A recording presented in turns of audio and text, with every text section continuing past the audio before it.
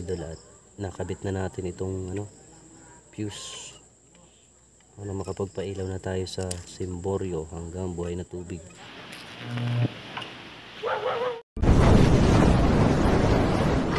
9:23 PM. Yan. Tayo ngayon ay magpapailaw ulit at talaga namang wala na namang kuryente. Dali na natin ulit ang ating pangtaas. Yan mga idol, at dito nga nasabit. So ito, tatanggalin natin tong palapa na yan. Yan. Yun yung naging trouble kaya brown out sa ating lugar. Sa part nga ito mga idol ay tinatanggal na nga natin itong palapa na nakasabit sa linya. Ito talaga yung naging cause ng pagkawala ng kuryente natin. Mga idol, at natanggal na nga natin yung yung kanang niyog.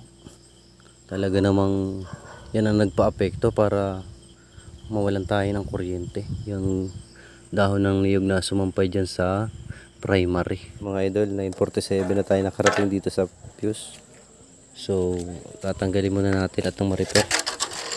Ayan na nga mga idol, at naibaba na nga natin ang fuse after ng ilang minuto.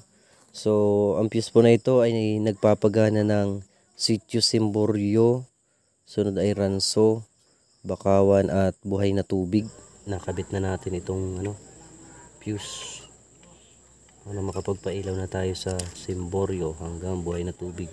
Dahil nga napakaraming gawa ng mga lineman ngayon mga idol, ay tinulungan na nga natin sila upang mabawas-bawasan ang kanilang mga gawain, at talaga namang kahit gabi na ay nagawa nila yung kanilang makakaya upang makapagpailaw. At naalala ko nga pala mga idol, nung wala pa tayo sa Ormeco ay talaga namang napakahirap ng kuryente namin noon dahil inaabot kami ng halos 1 linggong walang power. At simula nga nung ako'y nakapasok na sa Ormeco ay mabilis na nating naibalik ang kuryente, at hindi na ito umaabot ng 1 araw na walang power talaga ang mga bahay or walang mga kuryente. Ang mga idol, at eksaktong alas 10 nga ay naibalik na natin ang kuryente ng Cimborio, Ranso, Bakawan at Buhay na Tubig. Yung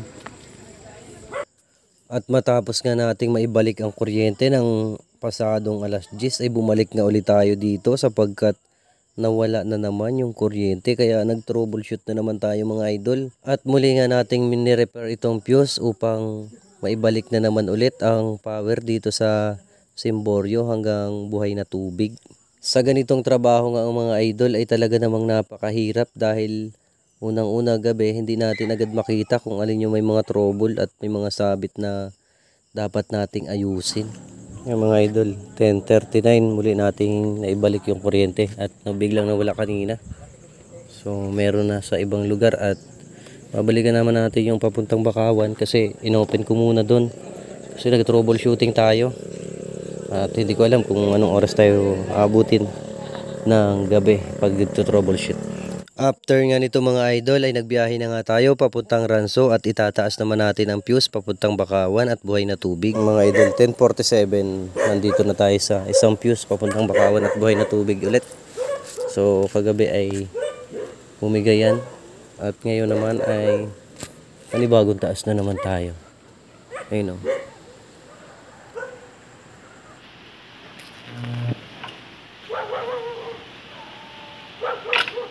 Mga idol, at matapos nga ang napakahabang oras ng ating pagtutroubleshoot, tapos nadoble pa nga yung ating pag-repair dahil yung pagtaas natin dun sa Banilad after ng 20 minutes ay bumagsak ulit yun, kaya binalikan natin yung Banilad at itinaas ulit doon. Inopen natin dito sa Ranso yung fuse ng cutout para utay-utay yung troubleshoot natin.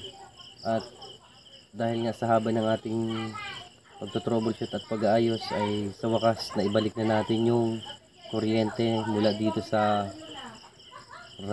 Cimborio, Ranso, Bakawan at Buhay na Tubig. So maraming salamat po sa panonood. Maraming salamat sa suporta. Ingat palagi. God bless.